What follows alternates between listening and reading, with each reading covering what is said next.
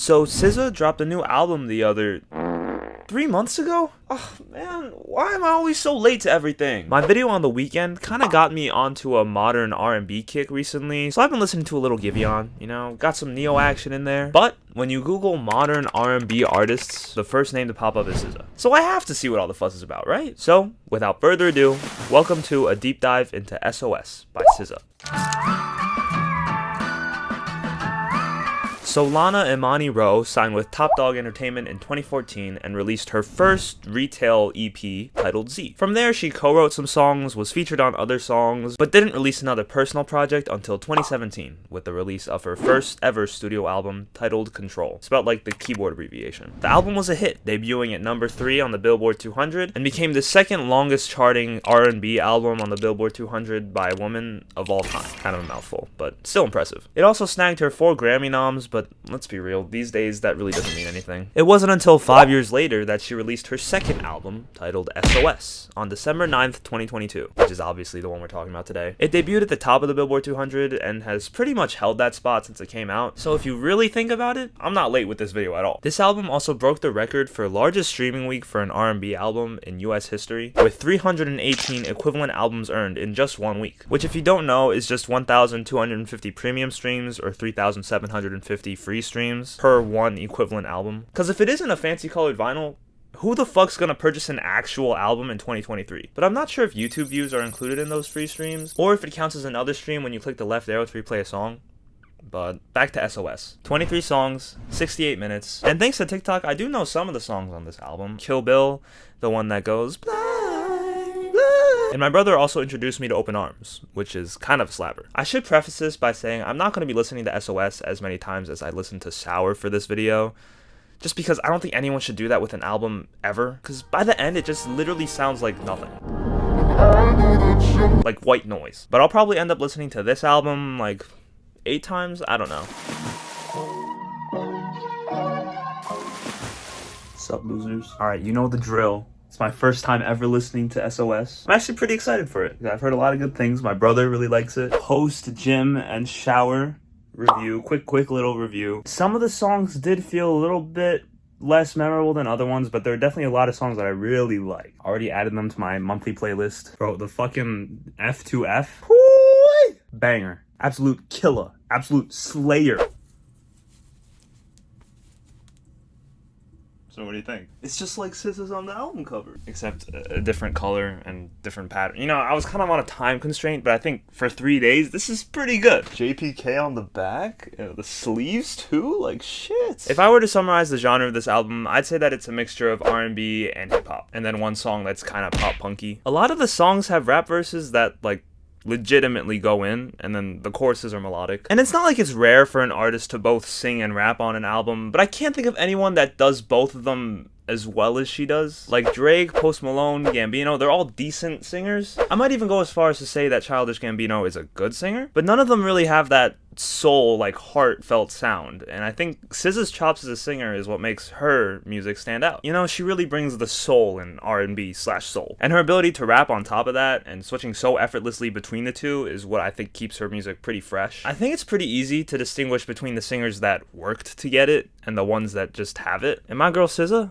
she been had it. She had that shit before she spoke her first words. She had it before the seed hit the egg. There were a few times that I wish she leaned into her vocals just a tad more, just because she's such a good singer, and the inner choir prick in me really wanted to see everything she could do. But overall, I think that she keeps a really good balance that can appeal to a wide audience. My favorite song is F to F, with Nobody Gets Me being a close second, but I don't know, man, because to be honest, Snooze is fire, Open Arms is fire, there's so many good songs. When I told one of my friends that I was doing a video on this album, he told me that F to F is one of the least popular songs on this album, which I just don't get at all. Like, I get that it's different than the rest of the songs on this album, and yeah, it's probably executing on like 80% of its potential production-wise, but that's just fire, come on! Fucking 'cause I'm this, yeah, I'm looking for comfort. I actually really like the lyrics in the song. I think both the verses and the chorus are super solid. It's definitely not the most profound song on the record, but It's just good, man, alright? Stop roasting me. The production on this album is great, too. The drums are pretty different in all the songs, but they stay relatively minimal, and they just sound, like, polished and nice. Every song has a good groove to it, whether it's fun, or sad, or chill. You can pretty much do this to all the songs, and the only thing that would change is the pace that you do it at. This haircut looks kind of ass. This is, like, day 3. I think I'm on listen, like, I don't know, 5 or 6. There's a lot of like smaller details that I've started to pick up on, which are pretty cool. It just shows how much effort she put into this album. The title track starts with SOS and Morse code as like a radar sound effect thing, and then there's a flare gun that fires. And I really like that because it ties back to the Lost at Sea theme in a way that's just a bit more elusive. Like, I prefer this over a whole interlude that's like a radio distress call. I can't die a virgin. Because that shit's kind of corny. And the song itself is pretty good. I like the part where she goes, "That ass so fat it looked natural, it's not." And the gun clock at the end leading into Kill Bill is just cool. It's just cool, you know what I mean? The album as a whole encapsulates this vibe where it feels like it's underwater, which I know makes no sense, but it's a combination of the effects that she puts on her voice. There's some reverb on some drums, and just like the samples and instruments that she chooses to use. It creates this overarching, muffled, sort of isolated vibe, and I honestly loved it. But as for the individual songs, love the flow, really good, but just a tad overhyped. Banger, slapper, weaker than the others, but still good. Fire. Slightly underwhelming Don Toliver feature, but I like the Obi-Wan bar. "I touch that fire for you. I do that 3-4 times again. I test a fire for you." It's a bop, man! Fucking cool, I guess. I'm running out of words to mean really good. Really solid. I love everything about this song, but did it have to be so short? The first AI bar I've ever heard, and hopefully the last one I'll ever hear. But the song itself is pretty good. I fucking love this song. I love this song so much. It hits so hard on a nighttime walk in like 30 to 40 degree weather. Banger. Banger, banger, banger, banger, banger, banger, and meh. This album is really good, and I don't have many complaints, if any. My favorite feature on this album is probably, honestly, none of them. I know a lot of people like the Travis feature. I honestly don't. I think his vocals do not match that song at all, but it's still a good song. You know, I didn't have a problem with any of these features. It's just every single time another person's voice came on, call me a hater, but I was kind of just patiently waiting for SZA to come back. Good morning. This is day 4. Listen number like 8 or 9. I'm definitely starting to single out more of the songs. You know, before I feel like I just looked at listening to it as a whole. I'm enjoying it. I'm not tired of it yet, but I'm probably going to start listening to it less. It's not difficult to understand that the title of the album being SOS refers to feeling lost at sea when you're without your ex. So yes, it's a breakup album, but not in the traditional sense, where every line of every song ties back to that theme directly. It's more like heartbreak is the backbone, with a bunch of other emotions being conveyed throughout the album, but no matter how much it strays, it always comes back to that one theme at the end. The Morse code sound that I mentioned earlier comes back a few times throughout the album. I think I counted like 3, but I could have missed some. And each time the sound comes back, it's more and more buried and muffled, which I think is meant to represent a gradual dissociation from reality. Speaking literally, the longer you're lost at sea, the more you start to lose hope, and the Morse code sound that once promised help loses its meaning a little bit more with every time you have to send it out again. There's no upward turn in this album. The longer SZA goes without her ex, the sadder she becomes. And there isn't a clean-cut trajectory that this album goes on, but I think that's okay because while this album does have an encapsulated theme, SOS is definitely more concerned with capturing a specific vibe instead of telling a quote-unquote story. But adding something like the Morse code sounds ties the whole thing together better and makes a more connected listening experience. I do also want to add that throughout the album, she sprinkles in these sound bites of an old lady imparting wisdom. It sounds like it's over the phone. It's really muffled and old sounding. And I looked it up. Turns out it's her grandma. So that's neat. Running away. Did I just say neat?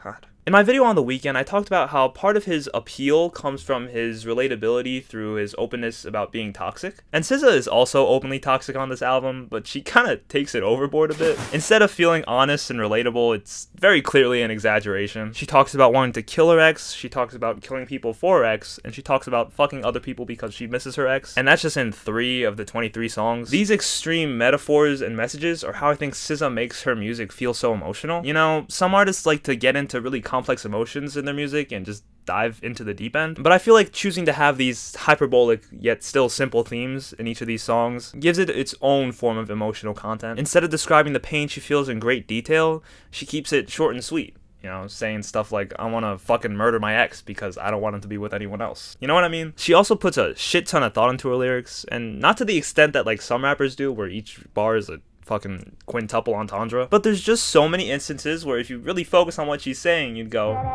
oh shit, That's a bar! Apparently, SZA announced prior to the release of SOS that it's gonna be her last album. She talked about how she's unhappy with the way that fame has affected her life the past few years, and she plans on retiring after this, which is a shame because, you know, this album fucking stinks, but obviously it's important for her to do what she feels is best for her. I'm sorry, guys. I'm just running out of synonyms. When you take into account that she probably had the mindset of this is her last album while making it, it's honestly kind of beautiful because it feels like she's getting everything off her chest. And I know that the theme of isolation in this album is told through heartbreak, but after hearing about her perspective while making it, I can't help but tie it back to her loneliness that she feels because of her career. Like, that's just sad, man. Context to an album can really change the way you look at it. You know, when I first listened to Reputation without any context, I hated that shit. But now, it's alright. The context to this album shows how seriously she took the entire thing, and it just makes it feel really personal to her. On top of that, the production is, again, just so good. Shout out to the producers. I know Andre from Victorious is one of the producers on Snooze, and he also has a few writing credits sprinkled throughout the album. So shouts out to you, Andre, alright? You're my fucking dog. Your grandma's fucking hilarious. If you were to ask me what I think this album does best, excluding what I said earlier about SZA's vocals, of course, I'd say it's probably the groove to every song, and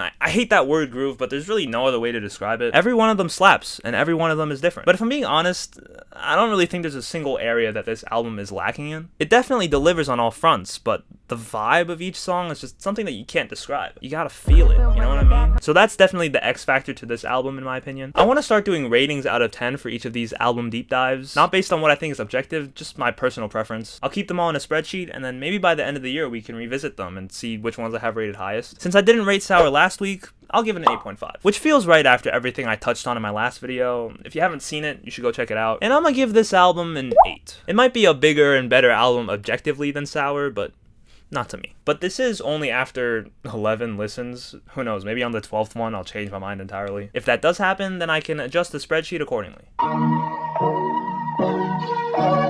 Anyways, that's it for today. I hope you guys enjoyed. Let me know your favorite song on SOS in the comments, and also any other albums that you want to see me do videos like this for, and any other artists that you want to see me touch on, or talk about. Touch on just sounds weird when I'm talking about other people. Sabrina Carpenter is coming soon, I promise. Subscribe if you're new, and I'll see you guys next week. I fell in love with it. Then it's so bad as naturally it's not.